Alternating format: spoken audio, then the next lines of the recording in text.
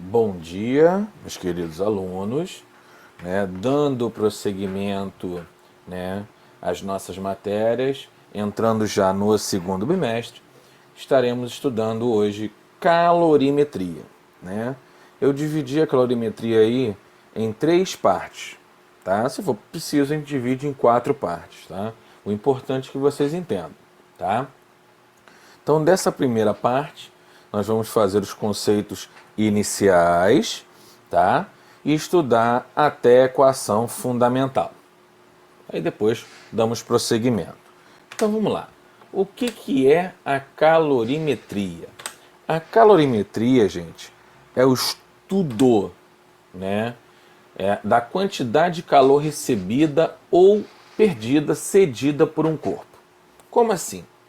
Todo corpo, para ele aumentar a sua temperatura ou diminuir a sua temperatura, ou mudar o seu estado da matéria, que estado da matéria? Sólido, líquido ou gasoso, ele tem que receber ou perder calorias, aumentar a temperatura ou diminuir essa sua temperatura. Um corpo, quando recebe calor, vamos dizer o seguinte: eu quero aumentar a temperatura de uma água, quero ferver uma água. O que eu faço? Boto lá numa chaleira, numa panela, encho d'água, põe no fogo. O fogo, ele está o quê? Fornecendo calor para a panela e para a água, Mas o nosso foco aqui é a água.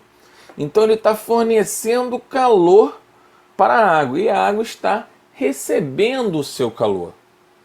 Quando a água recebe esse calor, ela começa a aumentar a sua temperatura. Tá? Beleza. Agora vamos dizer que eu queira ferver essa água. Eu continuo colocando calor nela.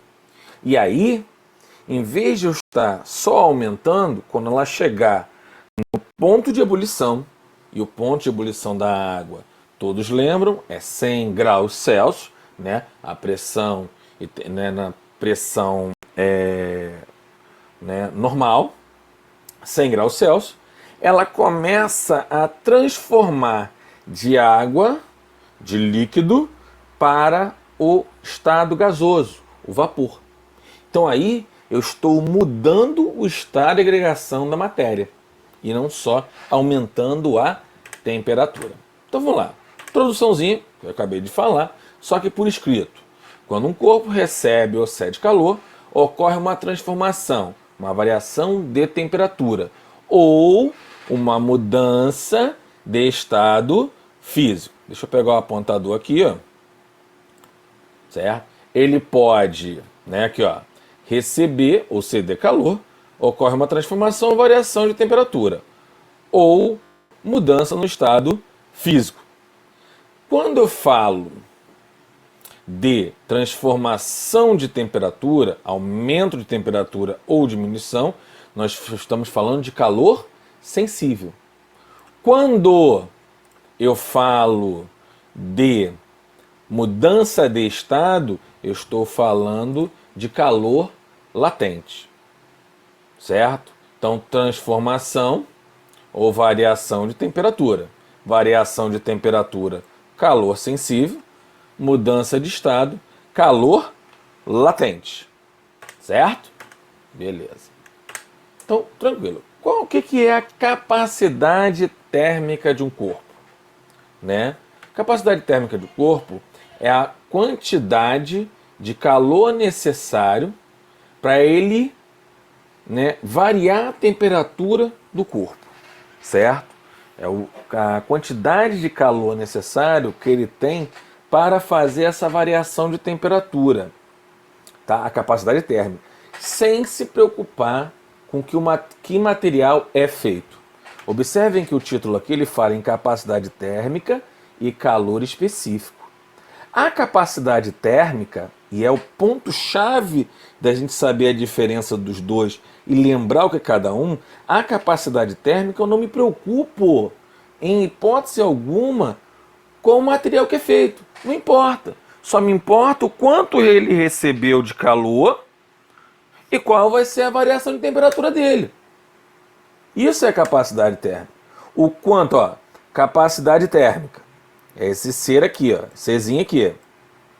Vai ser a quantidade de calor recebida pela variação de temperatura. Temperatura final menos temperatura inicial.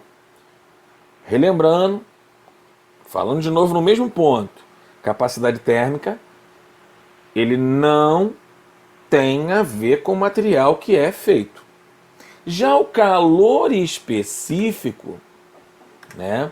O calor específico, né? Mais umas explicações da capacidade térmica, né? A capacidade térmica C é uma característica do corpo e não da substância. Assim, diferentes blocos de chumbo têm diferentes capacidades térmicas, apesar de serem mesma substância, chumbo. Da definição de capacidade térmica, podemos obter as suas unidades de medida.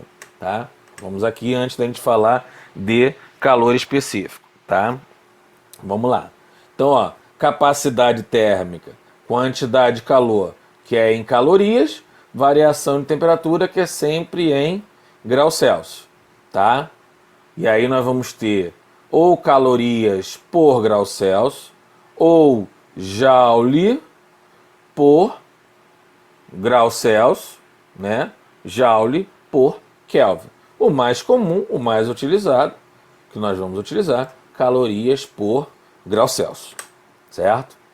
Quando consideramos a capacidade térmica de uma unidade de massa, temos o calor específico, C, da substância. Então, ó, vamos lá. Quando consideramos a capacidade de unidade de massa, temos o calor específico. O calor específico, senhores, é o quê? O calor específico é eu já me preocupando com o material que é feito. Olha o calor específico aqui, ó. O calor específico é a capacidade térmica dividido pela massa. A massa já vem da substância. Calor específico igual a massa, não, desculpa, capacidade térmica igual a massa vezes o calor específico. Certo? Claro, uma deriva da outra, tá? Mas observe que a massa é da substância. E o calor específico, ele vem também da substância. Então vamos à frente aqui, para ver mais um pouquinho. O calor específico é uma característica da substância e não do corpo. Então, da substância que é feita e não do corpo. Assim, cada substância tem seu calor específico. Diferente dos blocos de chumbo, tem o mesmo calor específico, pois são de mesma substância. Vamos dar um exemplo. O calor específico da água, 1. Calor específico do gelo, meio, 0,5. E cada substância tem o seu calor específico. Tá? As unidades mais usadas de calor específico são calorias por grama grau Celsius ou joules por grama grau Celsius.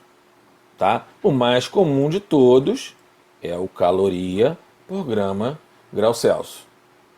Tá? Caloria seguindo da quantidade de calor, grama da massa, grau Celsius da temperatura. Daí nós podemos encontrar a equação fundamental da calorimetria. Certo? Qual é essa equação fundamental? Quantidade de calor é igual a massa vezes o calor específico vezes a variação de temperatura. Tá?